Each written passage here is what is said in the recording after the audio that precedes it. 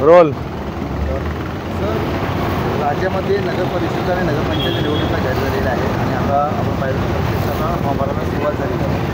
असं चित्र असणार आहे महाराष्ट्रामध्ये. रत्नागिरीमध्ये सध्या काय परिस्थिती? रत्नागिरी नगर परिषदेची निवडणूक जाहीर झालेली आहे आणि आता 2 तारखेपासून हा सगळा आमचा पदयात्रेचा हे सुरू झालेला आहे आणि सोमवारी 17 तारखेला सर्वत्र महाराष्ट्रामध्ये उमेदवारी अर्ज भरण्याचा अंतिम दिवस आहे.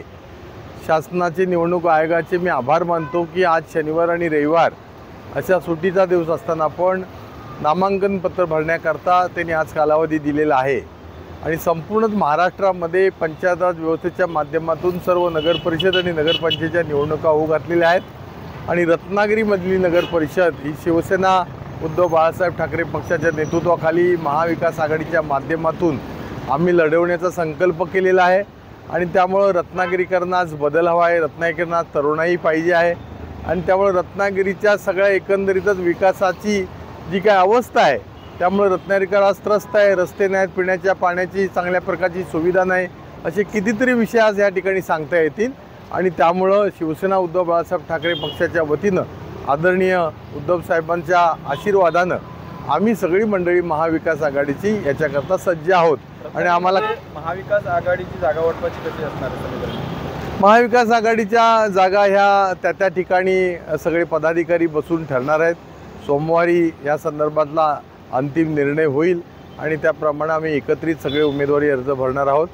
महाराष्ट्रामध्ये आज उद्धवजींचं नेतृत्व आहे, त्याचबरोबर राष्ट्रवादी शरदचंद्र पवार काँग्रेसच्या वतीनं आदरणीय पवारसाहेब आहेत, आदरणीय सुप्रियाताई पवार आहेत, त्याचबरोबर सन्माननीय शशिकांतजी शिंदे हे त्यांचे प्रांतिकचे अध्यक्ष आहेत, त्याचबरोबर काँग्रेसचे अध्यक्ष सन्माननीय सकपाळ साहेब आहेत.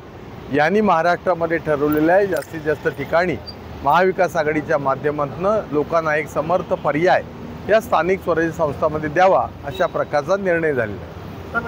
कोणते मुद्दे घेऊन आपण निवडणूक लोकांना प्रामुख्यानं हा विकास पाहिजे आहे. ज्या स्थानिक स्वराज्य संस्थांच्या ज्या काही सुविधा असतात त्याच्यामध्ये ड्रेनेज सिस्टीम असेल, कचरा असेल, स्वच्छता असेल, त्याचबरोबर चांगले रस्ते हवे असतील, उद्यानं चांगल्या प्रकारची पाहिजेत, क्रीडांगणं चांगली पाहिजेत. आज गेल्या 10-15 वर्षामध्ये रत्नागिरीचा बकालपणा आज सगळ्यांनी पाहिला आहे आणि त्यामुळं आम्ही विकासाचा मुद्दा घेऊन आम्ही लोकांना मॅन्डेट देणार आणि पुढच्या सगळ्या ह्या कालावधीमध्ये एक चांगल्या प्रकारची विकसित रत्नागिरी होण्याच्या दृष्टीनं महाविकास आघाडी म्हणून आमचा प्रयत्न असणार. महाविकास आघाडीचं जागा वाटप कसं असेल? नाही, आता त्या सगळ्या चर्चा सुरू आहेत. मी 100% विश्वास या निमित्तानं देईन की लोकसभेला आम्ही महाविकास आघाडी म्हणून लढलो होतो, विधानसभेला पण आम्ही महाविकास आघाडी म्हणून लढलो होतो आणि त्यामुळे स्थानिक स्वराज्य संस्था म्हणून सुद्धा रत्नागिरीमध्ये, चिपळूणमध्ये या ठिकाणी संपूर्ण जिल्ह्यामध्ये आम्ही महाविकास आघाडी म्हणून एकत्रितपणानं लढणार. कारण लोकांना सत्तेमध्ये परिवर्तन हवं आहे, लोकांना बदल हवा आहे आणि नवे चेहरे चांगल्या प्रकारचे होतकरू जे असतील, सुशिक्षित असतील त्याप्रमाणे लोकांना उमेदवार या ठिकाणी पाहिजे. मागील काही दिवसापासून आपण पदयात्रा करताय, रत्नागिरी शहरामध्ये फिरताय, नेमकं काय दिसून आलं, काय संक्षिप्त असं? 9 दिवसाच्या 99 किलोमीटरच्या या माझ्या पदयात्रेमध्ये 2 नोव्हेंबरपासून साधारणपणे 11 नोव्हेंबरपर्यंत ही माझी पदयात्रा चालली. 99 किलोमीटर मी दर दिवशी साधारणपणे 9-10 किलोमीटर अशा प्रकारे या ठिकाणी सकाळी 2 तास, संध्याकाळी 3 तास असा पदयात्रेमुळे या सगळ्या शहराची मला परिस्थिती पाहता आली. गाडीतून जाणं, अन्य मोठ्या ताफ्यातून जाणं याच्यामध्ये ह्या रत्नागिरीच्या समस्या कळत नाहीत.